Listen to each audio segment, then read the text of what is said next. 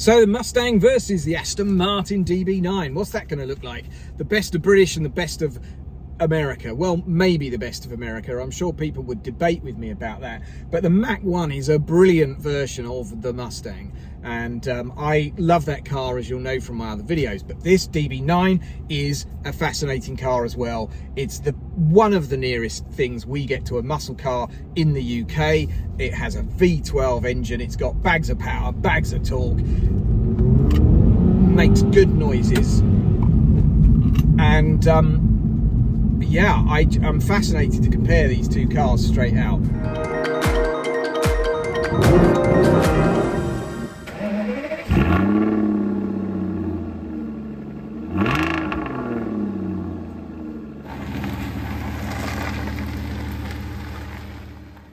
Okay, get some flappy paddles going.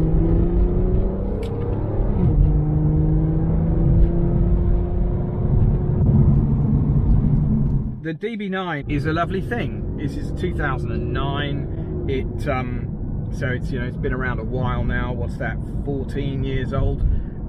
It really doesn't feel it, and to look at and to drive it, you don't feel like you're in a 14-year-old car. The outside is gorgeous, which is a great reason for picking up one of these things. And the central dial display, I don't know, well, you can see that. It sort of almost looks like a kind of high-end watchmaker put it together. The leather in this car is nicer. You can tell it's a better quality leather than the leather in the Mustang. So this is a really well finished car with really high-end materials. So in terms of finish and materials, the Aston has it.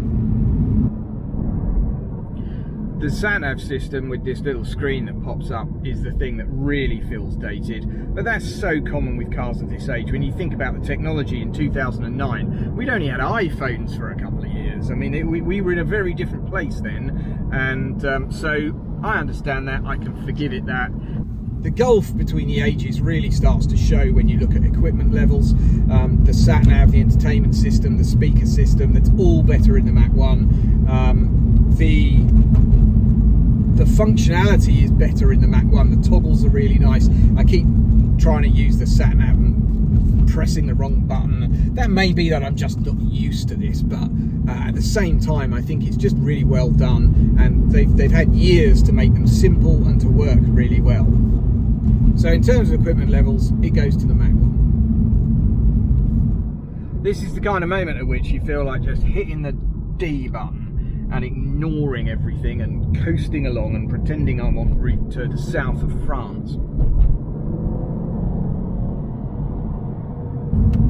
This is the V12 with a flappy paddle gearbox, which honestly, coming out of the Mustang, is the first thing that I notice is different about this car compared to the Tremec in the Mach 1. And this has a very good box that changes well, changes quickly, but you really notice how irritating flappy paddle is in day-to-day driving. And the reality is that that's what I do.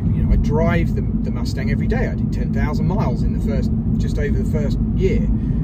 The Tremec in the Mach 1 is such a good box that it doesn't matter how great the flappy paddle system is. I don't think I'm ever going to prefer it. Now, I have not driven a really modern flappy paddle system, latest, tech, dual clutch, blah blah blah. But I have a feeling it won't just fill me, because when I'm banging these gears through, yes, if I'm accelerating through and I want to just run the speed of the car,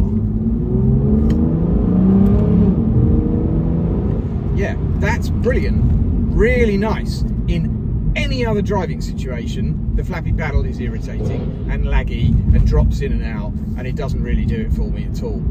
So gearbox goes to the Mach 1. That Tremec is a peach.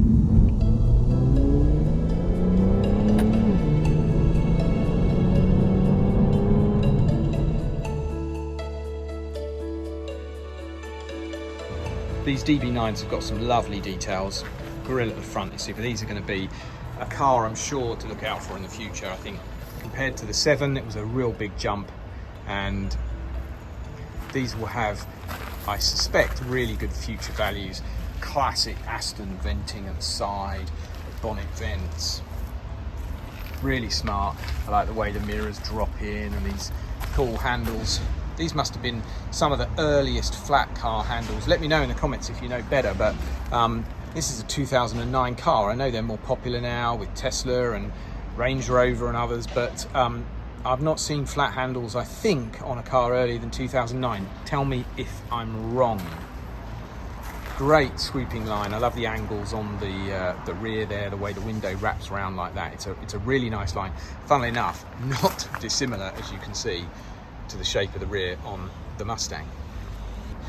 The Mach 1 has its own feel. It's got these angular pinches. Wheels are more aggressive. It's just generally a more aggressive looking car. Really big 4.5-inch quad tail pipes nicked from the GT500. You can't help but sort of feel slightly special sitting in this space, knowing that it's an Aston Martin. Boot space on the Aston, well, it's not a lot, but again, really lovely sense of feel of quality everywhere. But compared to the Mustang, the Mustang, as we know, is just huge. So let's take a look at the engine bay, somewhere down here. What have we got? There it is. Nice struts, and look at that. Now that is the business. To have a V12 is just a glorious thing, and this is a fantastic engine bay. Very tidy. Ben's looked after it brilliantly. Just gorgeous. Again, also reminiscent of the stunning Vanquish.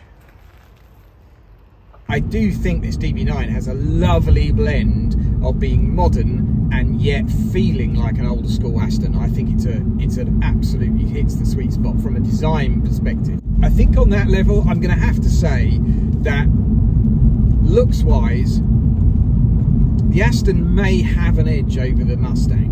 And the reason I say that is I think the Mach 1, particularly the Mach 1, is a brilliant looking thing. It's just extraordinarily aggressive. I love the touches they built into the Mach 1. It's great, but there's something about the DB9 particularly which has that look of a classic British Aston Martin. It sits in that sweet spot between the 7 and the 11, and I think it's perfect. So I just give the design to the Aston. The engine in this is a glorious thing. It's a V12, and I'm a sucker for a good V12, and this is a good V12. It's got a sort of racy feel to how it's set up and tuned, and certainly the sound is a higher tune of sound compared to the incredibly meaty rumble of the V8 in the Mach 1, which again I'm a bit of a sucker for. I love the way the Mach 1 sounds. For me, it's one of the best cars sound wise. It's just right on point. The Aston is also lovely, and it crackles a little bit more. It's got a little bit more of an interesting edge to it, but I'm just not completely convinced by it in a way I am the Mustang. If we drop down, probably not going to hear a lot more if I open my window, but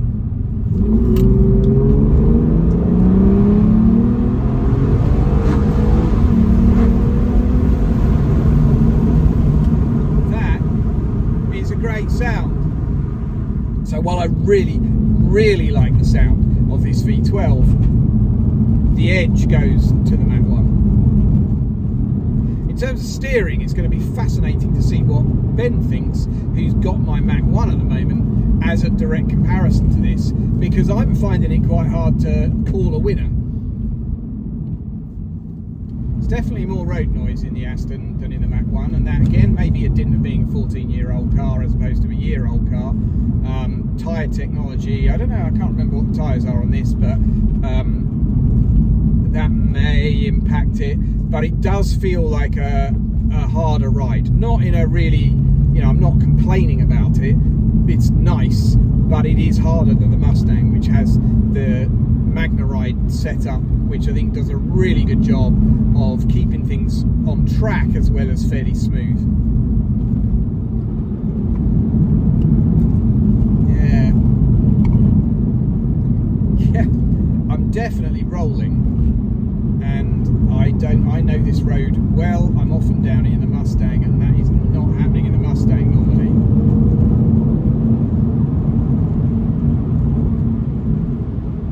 So yeah, I get that I'm comparing a 14-year-old car with a 1-year-old car, but there is more road noise in this, more wind noise, and there is a little more roll just on the front end if you pitch it into a bend than I notice in the Mustang. On balance, I edge toward the Mach 1, which is probably because it is a newer car and just is set up in a way that suits me specifically.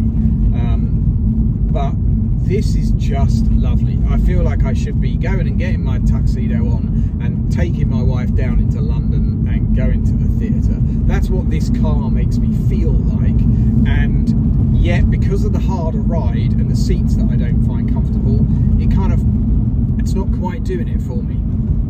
If you're in the market wondering whether a DB9 could be the right thing for you, drive one. I've loved having this for a couple of days. I'm incredibly grateful to Ben, and I would suggest that you do the same. You may well find that some of the things that I'm not quite getting compared to the Mach 1 are things that you're more than happy to live with to have what is ultimately a lovely car.